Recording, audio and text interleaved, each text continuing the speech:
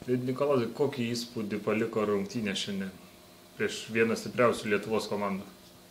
Nu, visų pirma, noriu padėkoti visą susirinkusių žmonę nuo komandos vardu, kad jie palaiko taip mūsų komandą, o pati varžyba buvo sunkiai, gana sunkiai, jie labai agresyviai gynėsi, neleido priimti kamuolius, neleido laisvai atsidengti.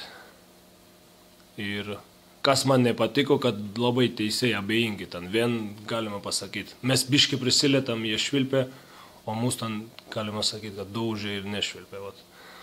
Tas nepatiko daugiau, sakau, salė buvo nuostabu atmosfera, aš kiekvieną žmogų noriu padėkoti nuo komandos vardu, kad jie taip palaiko. Jeigu jie ateis pas mus į salę, visada jie taip palaikys, mes pažadam, kad tikrai bus daug pergalių.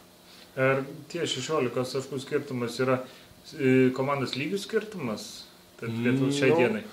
Komanda pas mus yra dabar, kaip pasakyti, nėra keli žaidėjų, irgi traumuotų yra, 3 žaidėjai trūksta, būtų tie žaidėjai, būtų dar kitokia žaidimą. O ten taškai irgi ten ant galo, ten kelis laisvus neįmetėm, jie įmetė. Ir taip. Ir grįžtant dar apie publiką, ar tau kada nors yra tekę žaisti kokioje kitoje komandoje, kurios ir gali taip audringai palaiko savo komandą? Taip, būdavo Šiauliuose, kai sena salė buvo, ten patikdavo labai žaisti. Ir dabar čia yra labai gera atmosfera.